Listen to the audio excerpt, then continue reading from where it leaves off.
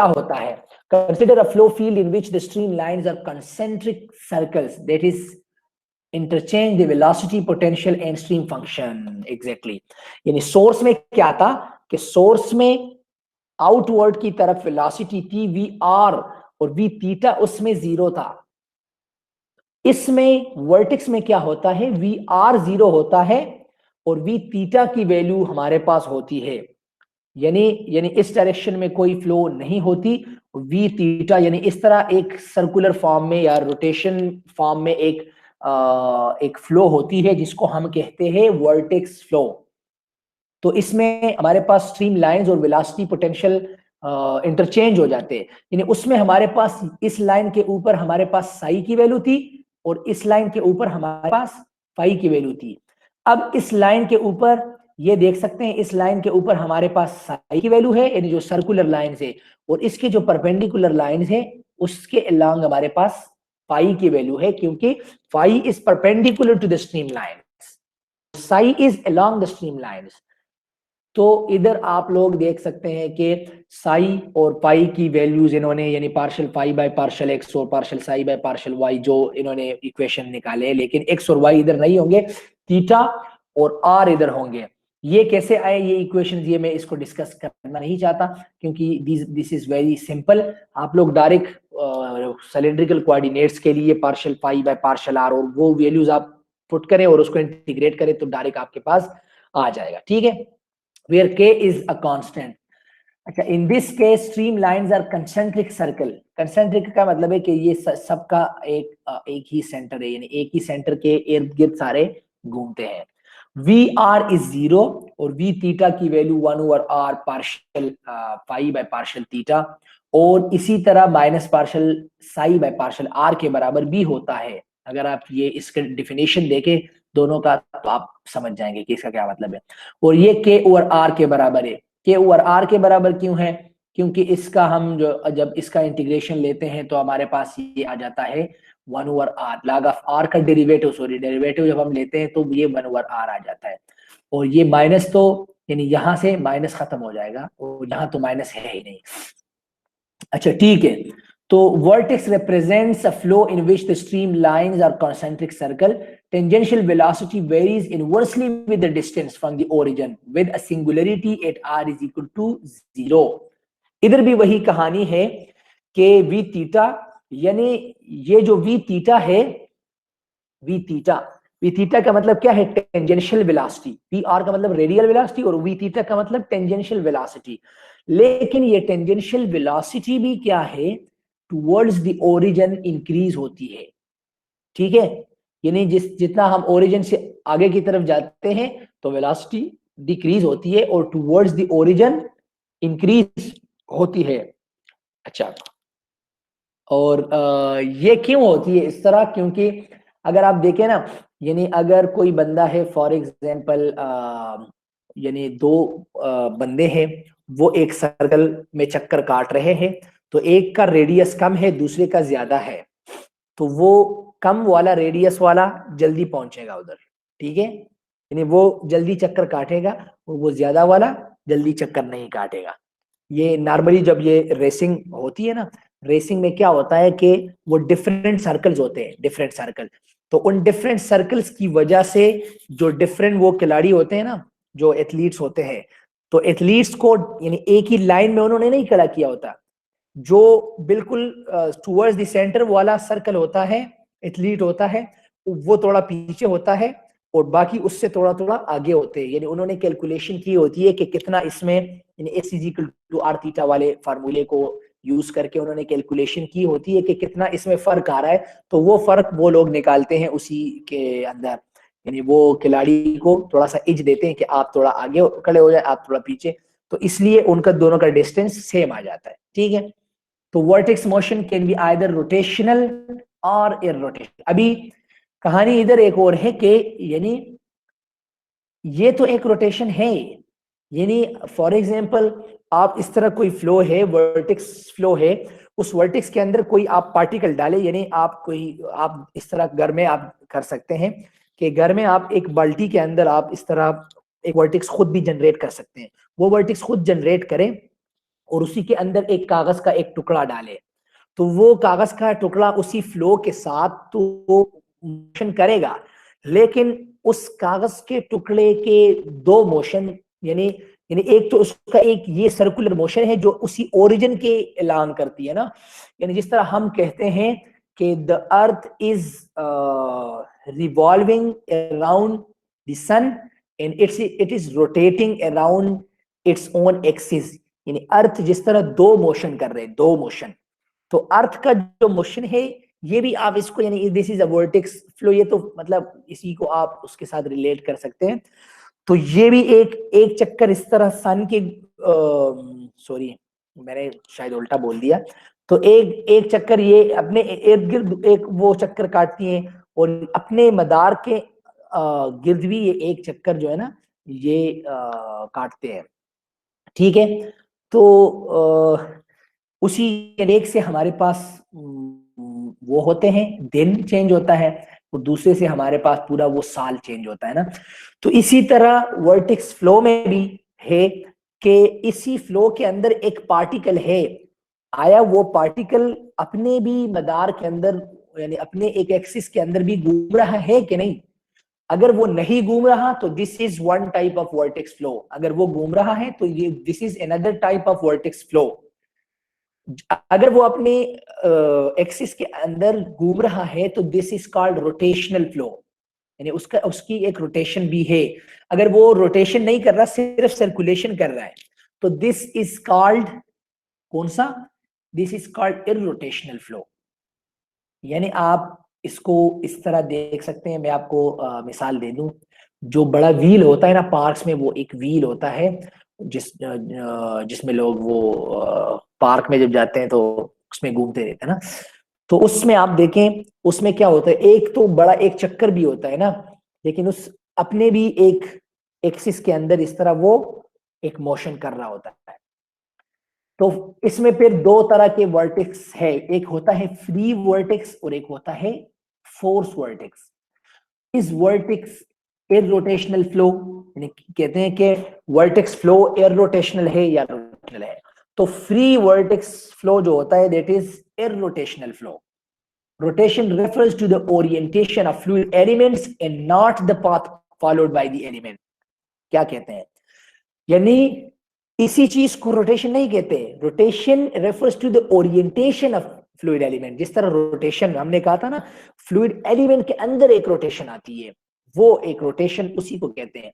एक जो पाथ, एक रोटेशनल पाथ वो फॉलो कर रहा है, उसी को हम रोटेशन नहीं कहते हैं।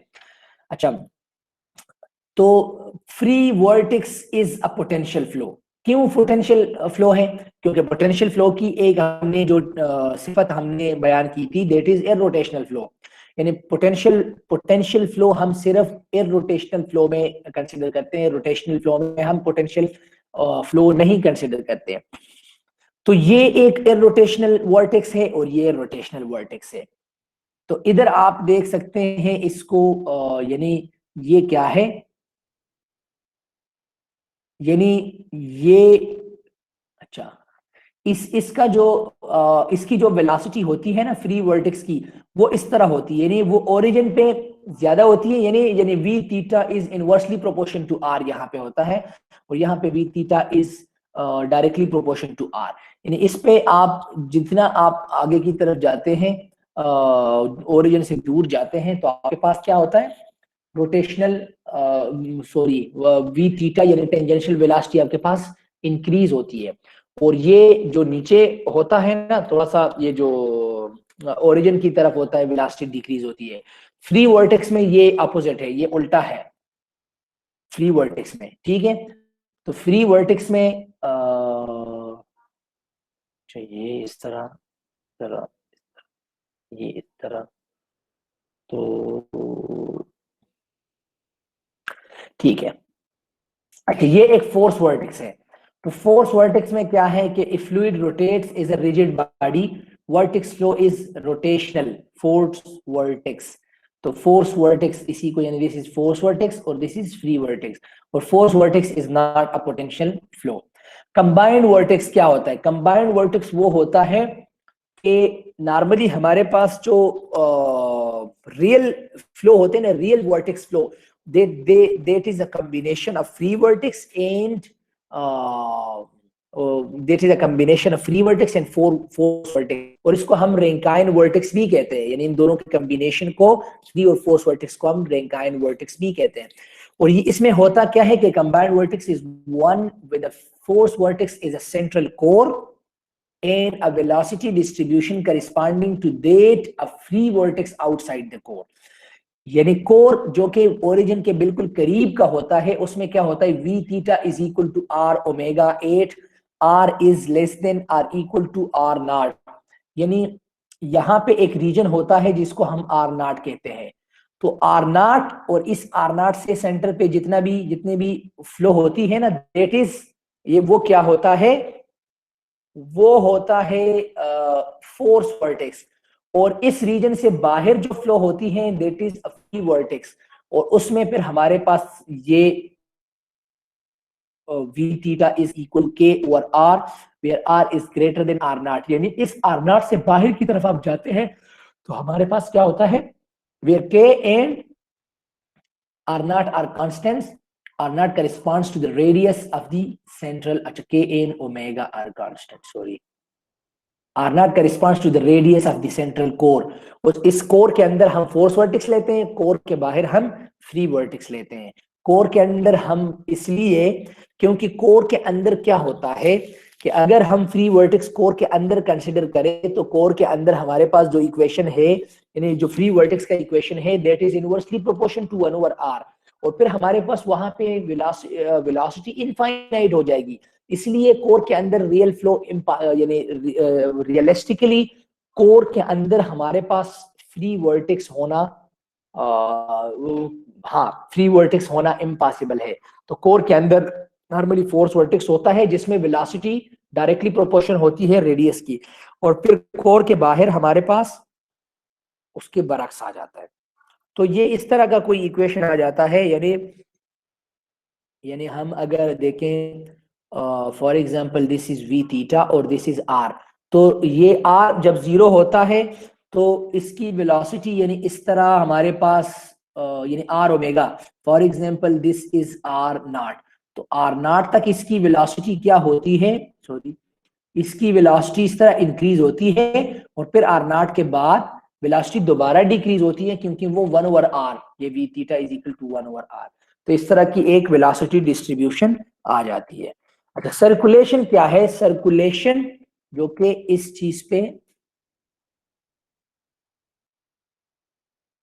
चीज पे यानी टाउ, कैपिटल टाउ, एक होता है स्मॉल टाउ, ये होता है, इससे शेयर स्ट्रेस करते हैं, एक होता है कैपिटल टाउ, ठीक है। तो कैपिटल टाउ से हम सर्कुलेशन रिप्रेजेंट करते हैं। It is the line integral of the tangential component of the velocity taken around a close curve in the flow field. Velocity potential है, लेकिन एक क्लोज कर्व के अंदर हम इसका इंटीग्रेशन लेते हैं। यानी आप देख सकते हैं वेलोसिटी इस डायरेक्शन में है, और इन दोनों का यानी वेलोसिटी का हम डॉट प्रोडक्ट इस ds के साथ, यानी इसी वेलोसिटी को इस लाइन के अक्रॉस हम इंटीग्रेट करते हैं, तो हमारे पास सर्कुलेशन आ जाता है, ठीक है। और आप लोग देख सकते हैं टाउ यानी circulation is equal to close integral, यानी c represents the close integral of v dot ds। मैंने आपको पहले भी बताया what does the dot product represents.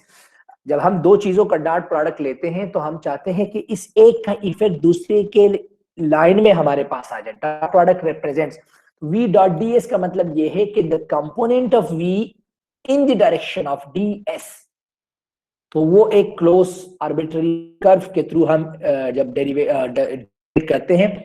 और हमारे पास चूंकि इररोटेशनल फ्लो के लिए डी पाई की वैल्यू क्या होती है, 0 होती है,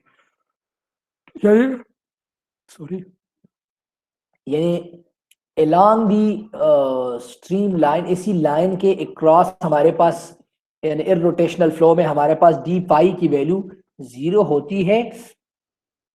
तो ये अच्छा, circulation, if there are singularities enclosed within the curve, circulation may not be 0। यानी सर्कुलेशन, अगर ये कहते हैं ना जहां पे सिंगुलरिटीज हमारे पास आ जाए तो वहां पे फिर सर्कुलेशन 0 नहीं होंगे। For a free vortex circulation is equal to यानी वेलोसिटी सर्कुलेशन फिर किस चीज के बराबर होता है, ये देखें। सर्कुलेशन भी वही एक चीज है जो कि आप देख सकते हैं कि v डॉट डी एस यानी वेलोसिटी एक एक उसमें यानी यानी आप अगर देखें तो ये भी उसी तरह का इक्वेशन है, volume flow rate per unit length का इक्वेशन है। यानी v डॉट एरिया से वॉल्यूम फ्लो रेट आता है तो v डॉट डी एस से volume flow rate per unit length आ जाएगा। तो ये भी velocity into R D theta और ये tau is equal to 2 pi के।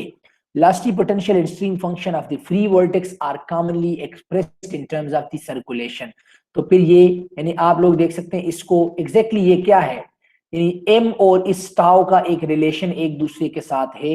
तो वो आप फिर पिछले वाले फाई का जो इक्वेशन है और साई का जो इक्वेशन है वो भी उसमें आप देख सकते हैं कि log ऑफ r उसमें भी था, इसमें थीटा था। तो ये आप इसको यानी देख सकते हैं। ये फिर एक liquid drains from a large tank to a small opening, इस तरह एक फ्लो है, ठीक है। और ये फ्लो कब होती है, ये तो खैर इन्होंने एक सेक्शन दिया हुआ है ना, जब आप पूरा ये टैंक लेंगे तो असल में ये इस तरह एक फ्लो है, ये इस तरह एक यानी इस तरह एक फ्लो है जो कि यानी इस तरह एक आप देख सकते हैं, ठीक है। यानी आप किसी बाल्टी के अंदर एक वर्टेक्स जब जनरेट करते हैं तो उसमें वो इस तरह का एक वेलोसिटी उसमें प्रोफाइल आ जाता है। तो ये उसी तरह एक अच्छा, तो phi is equal to tau by 2 theta into 2 pi into theta. Determine an expression relating the surface shape to the strength of the vortex a specified by the circulation tau, ठीक है।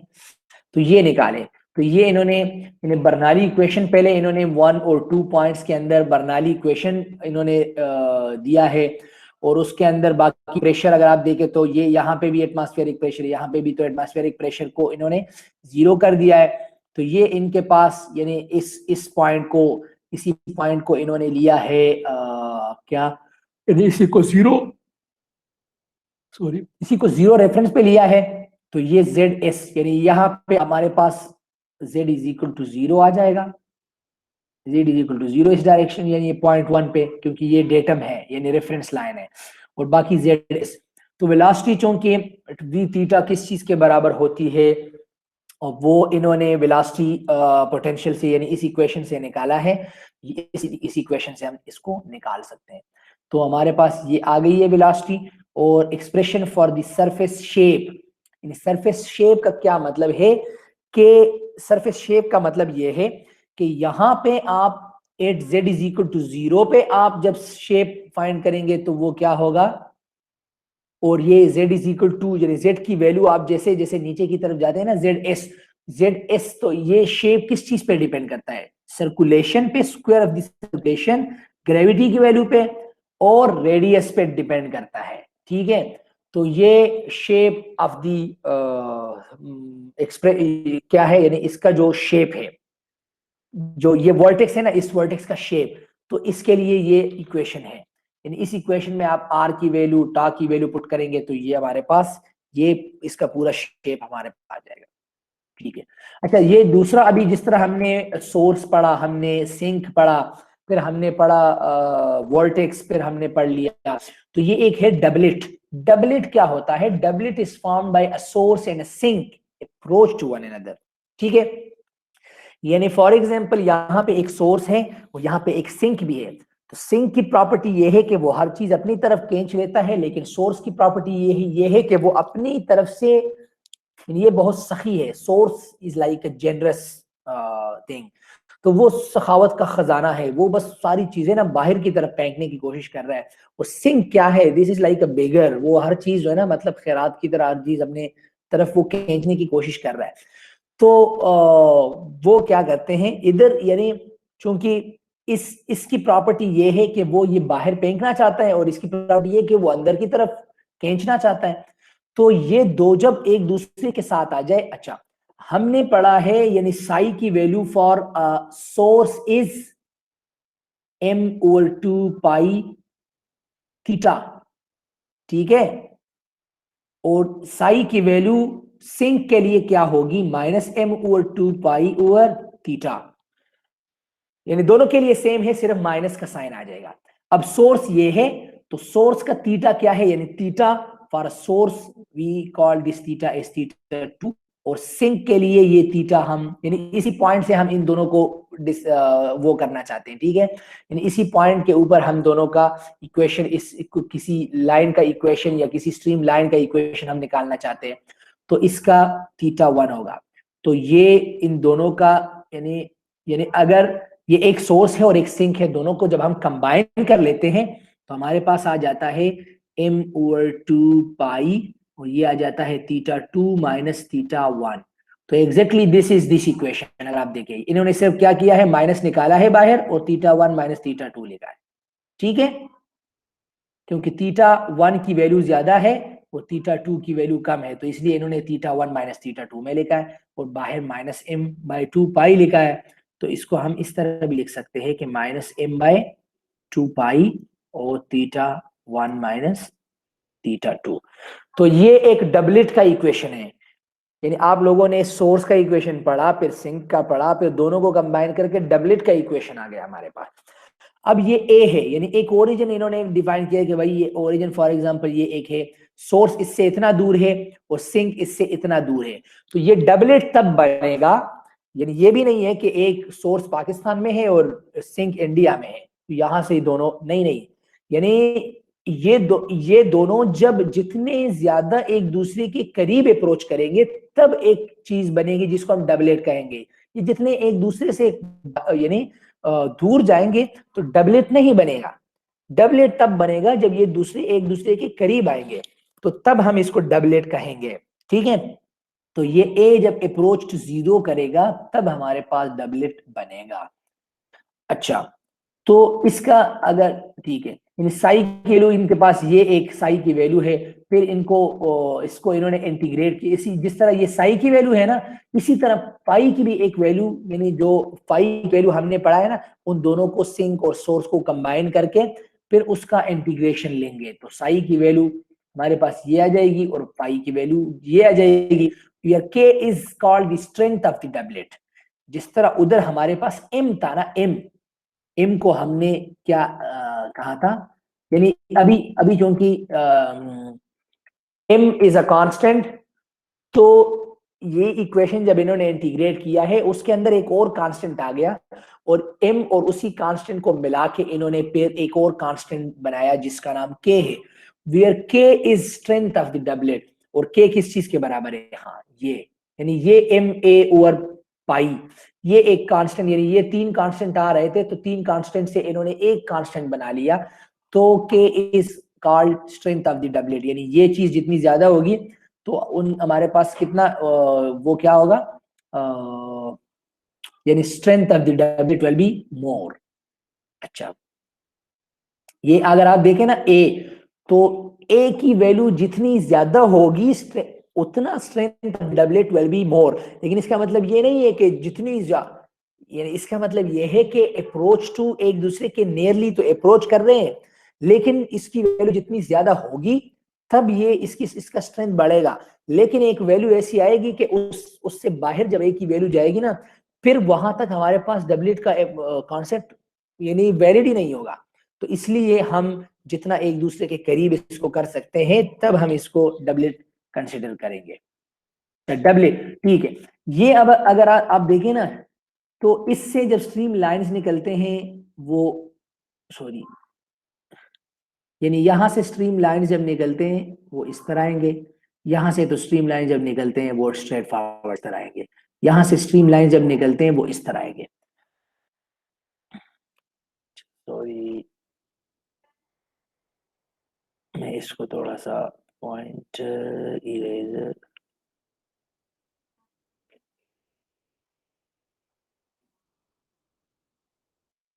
पेन किधर है, अच्छा, यानी अगर हम इसको देखें फॉर एग्जांपल, इस तरह कोई मैं लाइन सही खींचने की कोशिश कर रहा हूं, तो ये इस तरह एक लाइन अगर हमारे पास आ जाए ना, तो इस लाइन के ऊपर अगर आप देखें, यहां से एक लाइन इस तरफ जा रही है, ठीक है, ये इस तरह है और ये इस तरह है, यानी एक एक लाइन है वो, यानी एक फ्लो पार्टिकल है वो इस तरह जाने की कोशिश कर रहा है, और दूसरा पार्टिकल है वो इस तरह आने की कोशिश कर रहा है।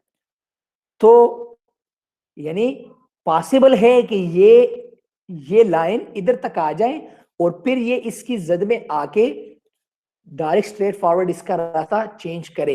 लेकिन रियलिटी में, प्रैक्टिकल फील्ड्स में आप लोगों ने देखा है कभी भी इस तरह एग्जैक्ट 90 पे या एग्जैक्ट इस तरह कॉर्नर पे कोई एजेस इस तरह नहीं होते। यानी अगर ये इधर से इसको खींचने की कोशिश कर रहा है और ये इधर से जाने की कोशिश कर रहा है, तो क्या होगा, दोनों का एक इस तरह एक लाइन बन जाएगी जो कि एक कर्व, यानी इस तरह ये चीज ऊपर तो जाने की कोशिश कर रहा है, लेकिन ये इधर से भी इसको खींचने की कोशिश कर रहा है, ये इधर से भी खींचने की कोशिश कर रहा है, और ये इधर से भी हर जगह से खींचने की कोशिश कर रहा है। तो इधर से जब ये निकलेगा ना, ये ऊपर की तरफ जा ही नहीं सकेगा, ये स्ट्रेट इधर ही आएगा। और ये जब इधर से निकलेगा ना, तो ये इसके यानी इसका रेंज इतना ज्यादा, इसकी जो इसके वो खींचने वाली रेंज है ना, वो इतनी ज्यादा होगी कि वो इस तरह, तो ये होगा क्या, यानी ये पॉइंट और ये पॉइंट फॉर एग्जांपल इस तरह है, तो इधर से रेस निकल के इधर तक स्ट्रेट फॉरवर्ड, इधर से रेस निकल के स्ट्रेट फॉरवर्ड, इधर से इस तरह, इधर से इस तरह, ठीक है। अब जब ये दोनों इतने एक दूसरे के करीब होंगे कि they are exactly approaching to each other, ठीक है, यानी क्या होता है, फॉर एग्जाम्पल ये दोनों एक दूसरे के एग्जैक्टली, तो क्या होगा, यानी इस तरह एक फील्ड क्रिएट होगी, ठीक है, इसमें इस तरह जो इन्होंने बनाया है, ठीक है। तो ये इस तरह एक, इसके अंदर भी वो सर्कुलेशन ही बनते हैं, अगर आप लोगों को याद हो, ये उसी तरह ही सर्कुलेशन ही बनते हैं, यानी ये सोर्स और सिंक एक दूसरे के बिल्कुल करीब आ गए, ठीक है, यानी सिंक और सोर्स एक दूसरे के करीब आए, तो सोर्स से कोई निकलेगा पानी नहीं, नहीं, लेकिन इसमें इसमें तो हर डायरेक्शन में रेडियली निकलता है ना, रेज ने रेडियल, ये तो नहीं है कि यहां से सारा पानी आके बस इसी में सिंक में जाता है, और सिंक भी इस तरह नहीं करता कि वो सारा इस तरह खींच लेता है, नहीं, वो भी रेडियली ही खींच लेता है। तो इसीलिए वो रेडियली यहां भी और यहां भी रेडियली होने की वजह से एक दूसरा पाथ फॉलो करने की कोशिश कर रहा है। तो this is a doublet, stream lines for a doublet are circles through the origin tangent to the X axis, ठीक है, ये इस तरह होंगे, यानी tangent to the X axis, यानी इस तरह एक्स एक्सिस के बिल्कुल टेंजेंट, ठीक है, हर जगह पे ये they will be tangent to the circle. तो ये डबलेट है। Summary of basic potential flows, तो हमने uniform flow at angle X, जब आप इसमें x यानी अल्फा की वैल्यू 0 पुट करेंगे तो phi is equal to U X आपके पास आ जाएगा, और psi is equal to U Y, जो कि एग्जैक्टली मैंने क्या बताया था, उसी तरह का मैंने फ्लो बताया था, uniform flow in X direction. हाँ, और ये velocity components u is equal to U cos alpha और v is equal to U sine alpha, ठीक है। और ये सोर्स और सिंक के लिए पाई की वैल्यू, साई की वैल्यू, यानी ये वेलोसिटी पोटेंशियल वैल्यू है, ये स्ट्रीम फंक्शन की वैल्यू है, और ये, तो ये आप लोगों को ये टेबल जो है ना अलाउड है, अगर कोई ये टेबल लाना चाहता है पेपर में तो ये table, this table is allowed in paper, ठीक है। या मैं ये करूंगा कि चले, मैं ये करता हूं कि अगर इस टेबल की जरूरत हुई तो मैं इसमें पेपर के साथ इसका दे दूंगा, यानी ये टेबल मैं पेपर के साथ दे दूंगा, ठीक है। तो फिर मैं इसको करता हूँ खत्म के यहाँ से, ताकि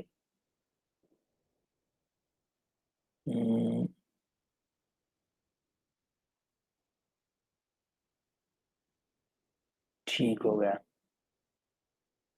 अच्छा, ये फिर डबलेट पे इन्होंने एक एग्जाम्पल दिया है, तो ये तो आपका प्रॉब्लम 6.3 सी है। मैं चाहता हूँ कि ये आप लोग खुद इसको सॉल्व करें, ताकि पेपर के हवाले से भी आपका थोड़ा सा प्रैक्टिस हो जाएगा। अभी अगर आप लोग मौजूद होते तो मैं इसको डिस्कस कर लेता, लेकिन चूंकि आप लोग मौजूद नहीं है तो इसलिए मैं इस पे ज़्यादा टाइम ज़ाया नहीं करना चाहता। मैं चाहता हूँ कि और आगे हम कुछ चीज़ें हैं वो डिस्कस सर कर हैं लें। क्लास में। जी सर हम लोग हैं सर। सुन रहे सर। कितने बंदे हैं क्लास में, कितने बंदे हैं? 20 है सर। 19 लोगों ने तो ज्वाइन कर लिया है, लेकिन मुझे नहीं लग रहा कि 5-6 लोगों के अलावा कुछ होंगे।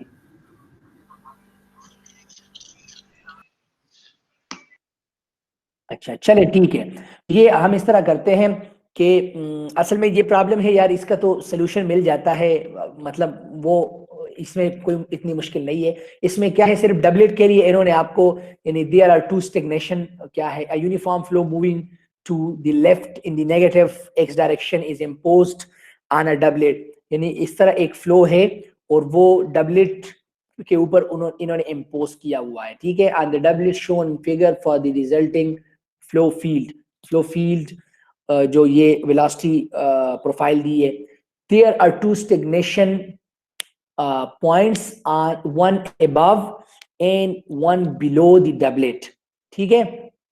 तो एक ऊपर की तरफ एक स्टेग्नेशन पॉइंट होगा जहां पे फिर आगे कोई वेलोसिटी नहीं होगी, कोई फ्लो नहीं होगा, और एक नीचे की तरफ होगा। देयर क्या लिखा है यार, there is one stagnation point to the left of the doublet. अच्छा एमसीक्यूज टाइप है, ठीक है। There is one stagnation point to the right of the doublet और there are no stagnation points anywhere in the flow, ठीक है ठीक है। ये तो बड़ा इंटरेस्टिंग प्रॉब्लम इन्होंने दिया है। तो ये यानी इन्होंने कहा है कि इधर कोई आपको कोई स्टेग्नेशन पॉइंट्स नजर आ रहे हैं कि नहीं आ रहे हैं? राइट और लेफ्ट पे आप देखें तो स्टेग्नेशन पॉइंट्स कोई नजर आ रहे हैं?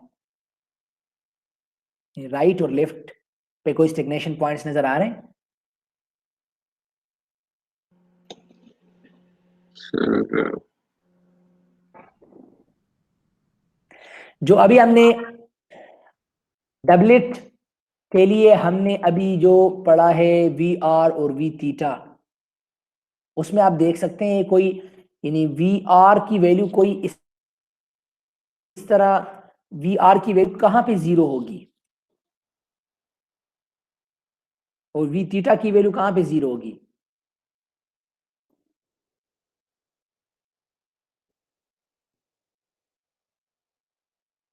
यार ये तो, यानी V R is a function of cos theta और V theta is a function of sin theta. तो इसमें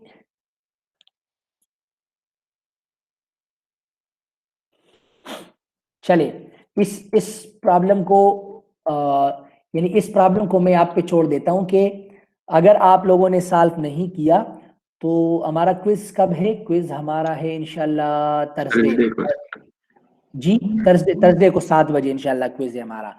जी सर। तो मैं ये इसी पे इसी प्रॉब्लम को मैं क्विज में डाल दूंगा, ठीक है। इस प्रॉब्लम को मैं क्विज में डाल देता हूं ताकि आप लोग इस पे सोचें। और ये मेरा नहीं ख्याल इसमें मेरा नहीं ख्याल कोई इसमें इतना कोई मुश्किल पॉइंट है। मैं तो सोच रहा था यार कि ये कोई पूरा सॉल्व करना है इसको, लेकिन अभी मैंने इसको देखा तो इसमें कोई मुश्किल नहीं है। सिर्फ इन लोगों ने मांगा है कि कहाँ कहाँ पे वेलोसिटी जीरो है। स्टेग्नेशन पॉइंट का मतलब तो समझते हैं ना, कि कहाँ पे वेलोसिटी जीरो है। जी सर। लेकिन वेलोसिटी स्टेग्नेशन पॉइंट का मतलब ये होता है कि हर कंपोनेंट ऑफ वेलोसिटी यहां पे जीरो होता है। तो कोई ऐसा पॉइंट आप मुझे बता सकते हैं इसमें जहां पे वी आर और वी थीटा दोनों जीरो हो? मेरे ख्याल में मैंने तकरीबन 99% आंसर दे दिया है आपको। अगर इसके बाद भी आपको समझ नहीं आई तो मैं इसमें फिर कुछ नहीं कर सकता, ठीक है। यानी मैंने बस ये जो अभी अभी 2-3 अल्फाज मैंने कहे ना, तो इसमें 99.9% मैंने आंसर दे दिया है। बस आप लोगों ने इसमें जस्ट वो बताना है कि ये कौन सा है। ये सर नो में बताना है। मैंने कोई अभी क्वेश्चन किया है तो ये सर नो में आपने बताना है स्टेग्नेशन पॉइंट इसमें है कि नहीं है, अगर है तो कहाँ पे है, कितने है, एक है या दो है, लेफ्ट पे है, राइट पे है, टॉप पे है, बॉटम पे है। तो तकरीबन ये सॉल्व कर लिया मैंने। Superposition of basic plane potential flows. Superposition का मतलब क्या होता है, जिस तरह हमने सोर्स और सिंक को एक दूसरे के साथ कंबाइन कर लिया ना, इसी तरह डिफरेंट फ्लोस को, फॉर एग्जांपल एक यूनिफॉर्म फ्लो है, उसके सामने कोई एक सोर्स आ गया या उसके सामने कोई सिंक आ गया, तो उसका यानी फ्लो का बिहेवियर क्या होगा। तो इस तरह हमारे पास यानी ये चीजें जो है ना, हम इन चीजों को डिस्कस करते हैं कि डिफरेंट फ्लोस को अगर हम कंबाइन करते हैं तो क्या होगा। अच्छा, क्या कहते हैं, superposition of basic plane potential flow, यानी इररोटेशनल फ्लो है, 2 डायमेंशनल है और सिंपल फ्लोज है। Potential flows are governed by Laplace equation, which is a linear partial differential equation. Velocity potentials and stream functions can be combined to form new potentials and stream functions. ठीक है, यानी दो different, जिस तरह हमने अभी पढ़ा है कि दो डिफरेंट सोर्स और सिंक का हमने वेलोसिटी पोटेंशियल को और स्ट्रीम फंक्शन को कंबाइन किया, तो हमारे पास एक नया स्ट्रीम फंक्शन आ गया, एक नया वेलोसिटी पोटेंशियल आ गया, जो कि हमने उसको डबलेट का नाम दे दिया। ठीक है, तो इसी तरह डिफरेंट फ्लोज में हम कर सकते हैं। In streamline and inviscid flow can be considered as a solid boundary, यानी एक इनविस्कड फ्लो है जिसमें विस्कोसिटी का इफेक्ट नहीं है, उसके अंदर any stream line can be considered as a solid boundary. यानी एक स्ट्रीम लाइन होती है ना, तो उसका मतलब ये तो stream line is an imaginary line, लेकिन उसके अंदर कोई भी पार्टिकल होते हैं तो वो पार्टिकल उन दो उसी स्ट्रीम लाइंस को क्रॉस नहीं कर सकते। क्यों? क्योंकि velocity is tangential to the stream line everywhere in the flow field. तो कभी भी उसको, यानी टेंजेंशियल का मतलब क्या है, फॉर एग्जांपल ये अगर आपके पास एक सर्कल है और ये लाइन उस पर टेंजेंट है फॉर एग्जांपल, तो ये लाइन कभी भी इसको क्रॉस नहीं कर सकता किसी भी तरह, क्योंकि ये दोनों टेंजेंट है। तो टेंजेंट का मतलब यही है। तो वेलोसिटी जब स्ट्रीम लाइन की टेंजेंट है तो वो कभी उसको क्रॉस नहीं कर सकती। Combining basic potential flows to yield a streamline that corresponds to particular body shape is called a method of superposition. क्या कहते हैं कि मुख्तलिफ पोटेंशियल फ्लोज को हम कंबाइन करते हैं to yield a streamline, और वो उसका फिर स्ट्रीम लाइन यानी स्ट्रीम लाइंस ऐसे आ जाते हैं जो कि corresponds to a particular body shape, यानी जिस तरह ट्रायंगल एक शेप है, सर्कल भी एक शेप है, सिलेंडर एक शेप है, तो इस तरह हमारे पास डिफरेंट उसी यानी इस तरह के शेप्स में हमारे पास स्ट्रीम लाइंस आ जाएंगी। इसको हम सुपरपोजिशन कहते हैं। और this is a very interesting topic, believe me, ये बहुत इंटरेस्टिंग टॉपिक है।